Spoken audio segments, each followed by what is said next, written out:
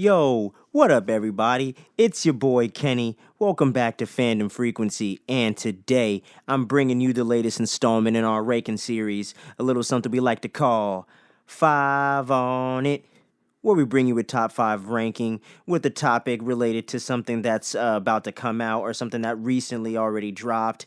And in particular, today we're going to be doing a topic to celebrate the latest release on Netflix, Zack Snyder's latest zombie flick, Army of the Dead. And today we're talking about my personal top five favorite zombie movies of all time, man. So, with no further ado, let's get right into number five. And I'm talking about the 1985 80s movie classic, baby, The Return of the Living Dead. And I have a lot of fun with this movie every single time I watch it, man. It's 80s cheese to the max at its finest. And who could blame you, man? Who could blame me for liking it? 80s movies are the best, man. And this has some of the dopest zombie gore in it. It has some of the funniest lines in it, man. You got Linnea Quigley dancing naked on top of a freaking gravestone, man. I mean, what else do you need? What else do you need, people?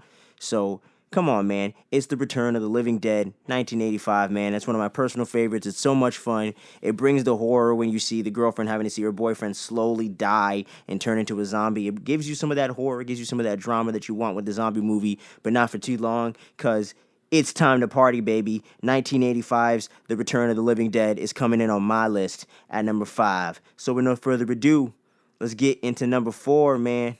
Number four is a personal favorite of mine, and it's Zack Snyder's first zombie film, Dawn of the Dead from 2004, the '04 remake, man, written by the genius himself, James Gunn, man. And what else can you say about this movie, man? It's got the kick-ass action, it's got dope-ass zombies, it's got great gore in it, and it doesn't pull any punches, man. This is a balls-to-the-wall horror remake, man, and I love this movie. It's actually one of the very first zombie movies I ever saw in my life, honestly, man. I was about 9 or 10 years old when this dropped, and when I saw it on cable, and I was completely blown away, man. I didn't even know it was a remake. So that was one of the cool things about it, you know what I mean, looking back on it now. But it's a remake of a classic, man, and much love to the George Romero classic, man. That's an honorable mention for this list right here.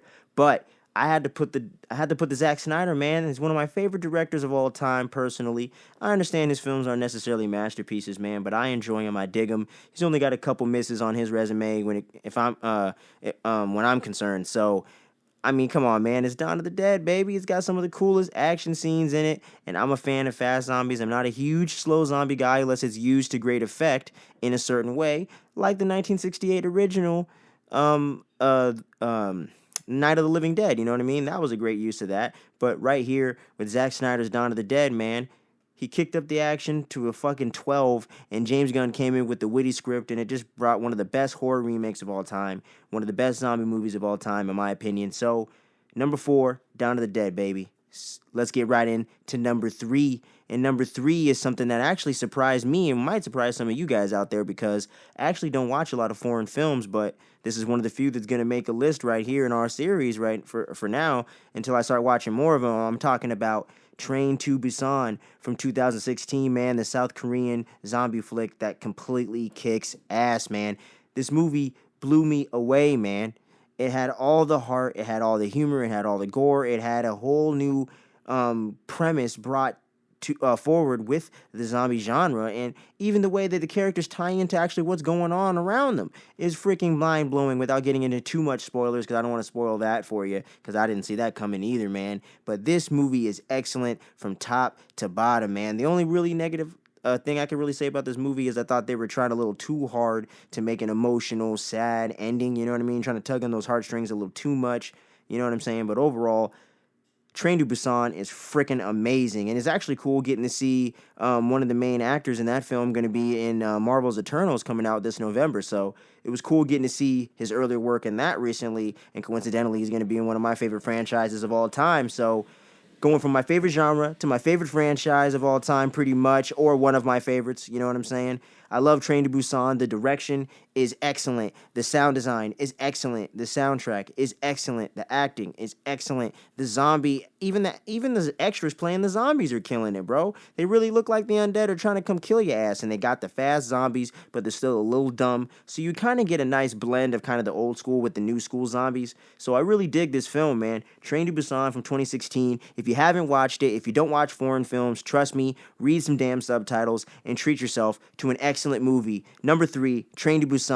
Let's keep this list rolling, baby. Number two, from one of my favorite directors of all time, Edgar Wright's horror comedy classic. I'm talking about Shaun of the Dead, baby. I believe that might have been 2004 or 2005. I'll end up correcting myself on that with the edit, but yeah, man, Shaun of the Dead, it's one of my all-time favorite comedies of all time. It's amazing, man. From top to bottom, this movie is amazing. The horror elements that it's actually throwing in there and the actual drama and the serious stuff, they nail it. All the comedy and the humor, they nail that.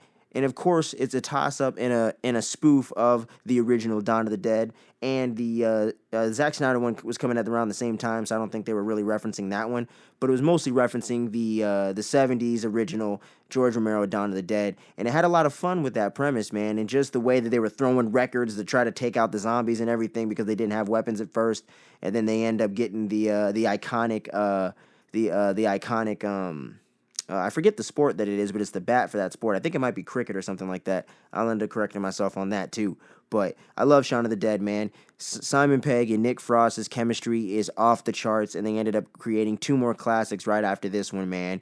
Edgar Wright's direction and writing was completely fresh at the time, and a lot of people hadn't really seen his work, so this was definitely a great way for him to kick in the dough, wave in the fofo, and letting people know how dope his filmmaking style really is, man. I love this movie from top to bottom. All the other actors and supporting characters are hilarious and really good in their roles. The soundtrack is excellent. The score is excellent, man. I just love this movie to death, man. And if I had watched this movie a lot earlier in life, it probably would take the number 1 spot right here, man. But since I came to it a little bit later in life, in my early 20s, I got to put it at number 2 because there's just another zombie movie that I got to talk about right now that takes a special place in my heart. And I'm talking about 2009's Zombieland is going to take the number 1 spot here today. And I remember watching this movie for the very first time, my freshman year of high school. You know what I'm saying? I'm 14, 15 years old, seeing a lot of these actors for the first time or seeing them for the first time in a long time, like Woody Harrelson. My first time ever seeing Jesse Eisenberg. My first time seeing Emma Stone. Abigail Breslin is an excellent child actor at the time who ended up becoming a good actress in her own right. You know what I'm saying? And getting to see all these actors come together with the excellent chemistry, with the witty humor, and the future writers of Deadpool wrote this comedy classic right here, man, and it doesn't pull any punches when it comes to the zombie gore and the violence, man. They bring it in that regard, too, and it's not some CGI bullshit. It seems to be mostly, if not all, practical effects, man, so you gotta love that. Tallahassee, you know what I mean, Columbus, I love everybody. I love this movie to death, man. I'm not bored a second in this movie. You got the Bill Murray cameo, you know what I'm saying?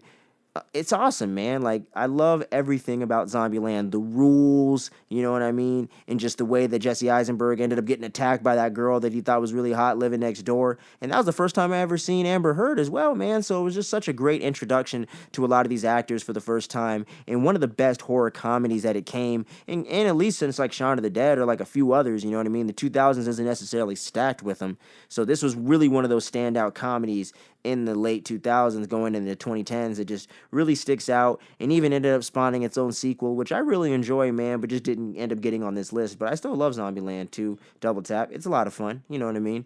But the original Zombieland has to take the number 1 spot if I'm doing a zombie list ranking, man. So thank you for checking out this latest installment on 5 on It, y'all. And make sure to check us out over on Twitter and Instagram, IG, at fandom_frequency, the Twitter at fan_frequency, because somebody already took the damn name. And then make sure you check out all our other episodes, y'all. We got a lot of different content coming on the list, man. We got different lists. We got another 3 episodes before this one, so make sure to check out our last one, the Star Wars ranking, and we got a few others, and we got plenty more content to come, guys. So stay tuned, don't sleep, and I'll see you on the next one, y'all. Peace.